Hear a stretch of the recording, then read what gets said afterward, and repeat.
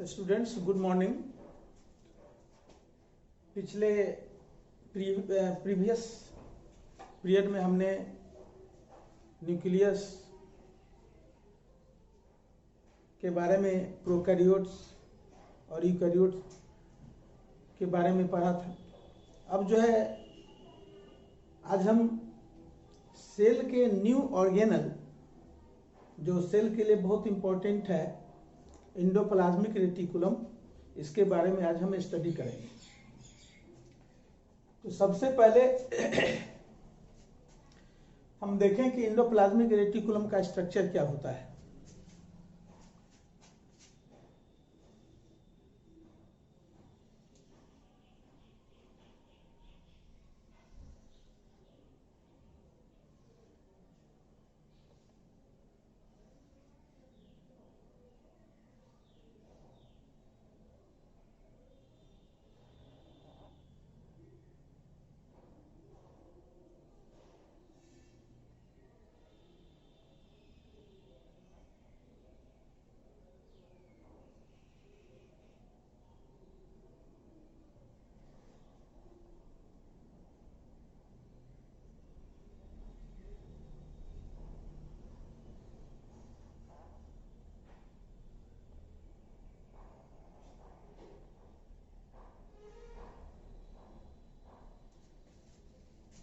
ये सेल है, ये न्यूक्लियस है। अब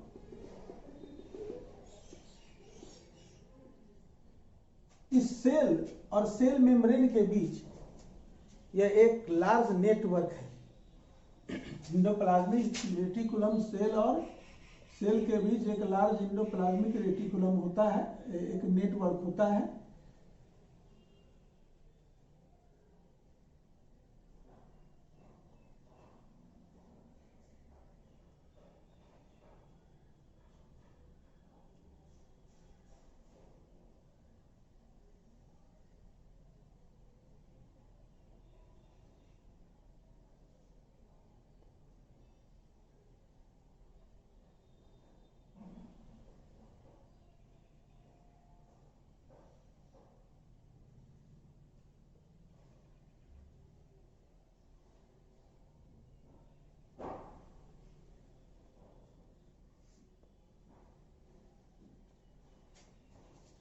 आप देख रहे हैं कि न्यूक्लियस और सेल मेम्ब्रेन के बीच एक नेटवर्क है। किसका नेटवर्क है?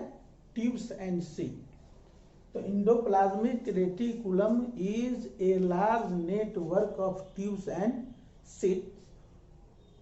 It's structure is similar to cell membrane और प्लाज्मा मेम्ब्रेन, यानी बिल्कुल यह जो बना होता है मेम्ब्रेन से बना होता है और इसका स्ट्रक्चर सिमिलर बिल्कुल होता है प्लाज्मा मेम्ब्रेन के तरह। ये देख रहे हैं अभी यह जो है डबल मेम्ब्रेन स्ट्रक्चर है जो न्यूक्लियस और सेल मेम्ब्रेन के बीच फैला हुआ। ये एंडोप्लाज्मिक रेटिकुलम है। एंडोप्लाज्मिक रेटिकुलम दो तरह का होता है, एक होता है रफ एंडोप्लाज्मिक रेटिकुलम और एक smooth endoplasmic reticulum.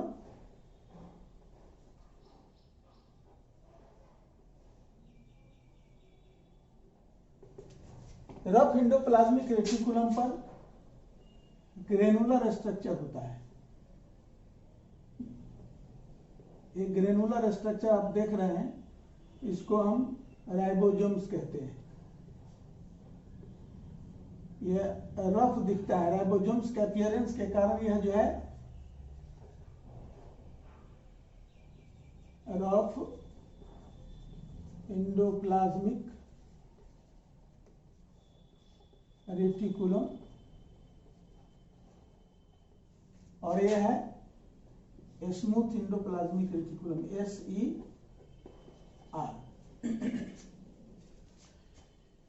Rough endoplasmic reticulum देखने में रफ लगता है due to the presence of granular structure called ribosome. Ribosomes numerous granular structure present on the endoplasmic reticulum due to which endoplasmic reticulum appears to be rough and it is called rough endoplasmic reticulum. और दूसरे तरह का endoplasmic reticulum जिस पर ribosomes नहीं होते हैं, जिस पर राइबोसोम्स नहीं होते वो स्मूथ होता है देखने में, और इसको हम स्मूथ एंडोप्लाज्मिक रेटिकुलम कहते हैं। फर्क इतना ही है कि इस पे राइबोसोम्स होता है, इस पे नहीं होता है। राइबोसोम्स नहीं होने के कारण ये स्मूथ दिखता है, इस पर राइबोसोम्स होने के कारण वह रफ दिखता है, इसलिए रफ एंडोप्लाज्मिक रेटिकुलम कहते हैं। राइबोसोम्स का मेन फंक्शन है, ribosomes is the site of protein synthesis. Ribosomes protein synthesis का साइट है और यह प्रोटीन सिंथेसिस में हेल्प करता है।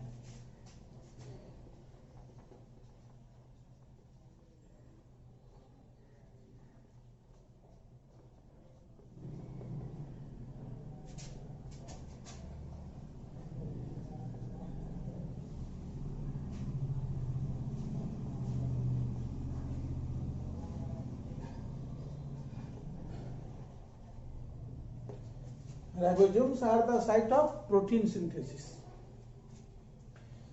तो एक बार हम फिर इसका देख लें। Endoplasmic reticulum is a large network of tubes and sheet which are approximate parallel to each other, जो एक दूसरे पर एक ट्यूब्स और शीट एक दूसरे के पैरेलल होते हैं। इट forms a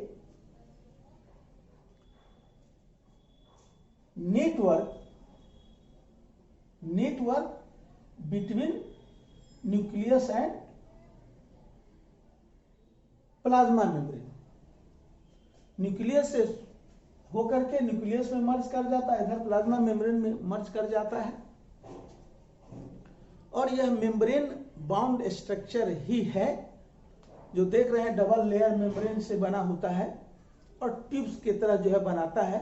अब ट्यूब्स कहाँ पाया जाता है, सवाल होता है कि ट्यूब का क्या काम है। तो ट्यूब्स वहीं पर होता है जहाँ ट्रांसपोर्ट की जरूरत होती है, जहाँ ट्रांसपोर्ट की जरूरत होती है। इसका मतलब यह एक ट्रांसपोर्ट सिस्टम बनाता है। दो तरह के एंडोप्लाज्मिक रेटिकुलम होते हैं, रफ एंडोप्लाज्मिक रेटिकुलम और smooth endoplasmic reticulum. Rough endoplasmic reticulum वह रफ दिखता है due to the presence of ribosomes. Ribosomes are the granular structure, दानेदार स्ट्रक्चर्स होते हैं जो एंडोप्लाज्मिक रेटिकुलम पर अटैच होते हैं, जिसके कारण यह देखने में रफ लगता है। Ribosomes are the site of protein synthesis, यानी यह प्रोटीन का निर्माण करता है, प्रोटीन बनाने में हेल्प करता है। अब जो है रफ एंडोप्लाज्मिक रेटिकुलम प्रोटीन बनाता है और smooth endoplasmic reticulum lipids and protein, lipids बनाते हैं। स्मूथ एंडोप्लाज्मिक रेटिकुलम क्या बनाते हैं, लिपिड्स, लिपिड बनाता है और ये बनाता है protein. SER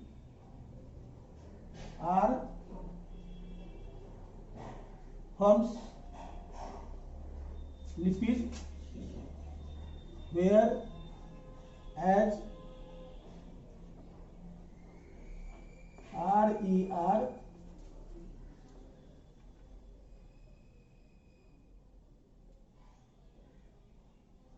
forms protein।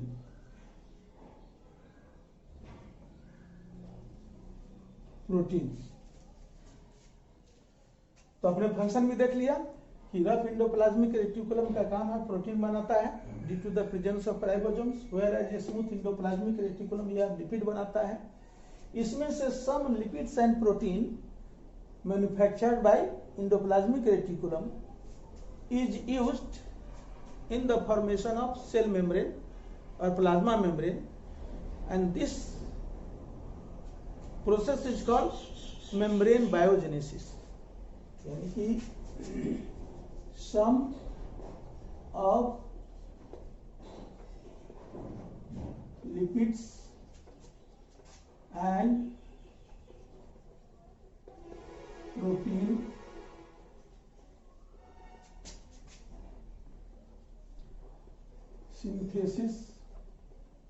synthesized by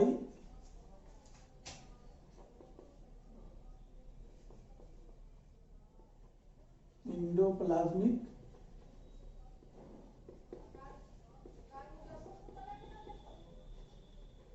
reticulum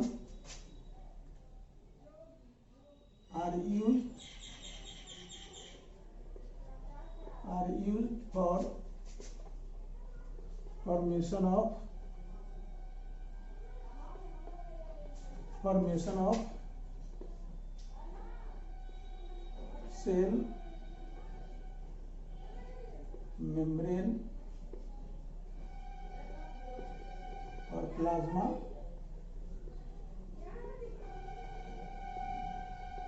membrane.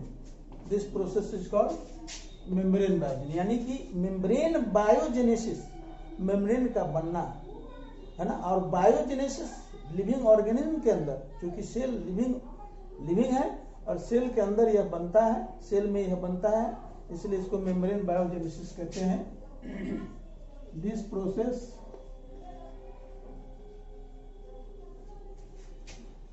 Is called membrane biogenesis. इस प्रोसेस को मेम्ब्रेन बायोजेनेसिस कहते हैं। जबकि अदर जो प्रोटीन है और लिपिड है वह हार्मोन्स और एंजाइम्स का भी काम करता है ना। और other protein and lipid act as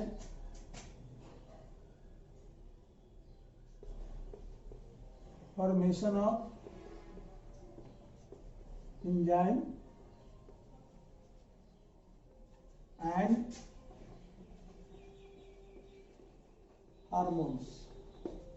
तो आपने देखा कि किस तरह से एंजाइम्स हार्मोन्स के भी बनने में, नए जो सेल बनते हैं, सेल डिवीजन जब होता है और एक सेल से जब 2 सेल बनते हैं तो सेल के जो सेल मेम्ब्रेन होते हैं प्लाज्मा मेम्ब्रेन, उस प्लाज्मा मेम्ब्रेन के बनने में भी यह हेल्प करता है।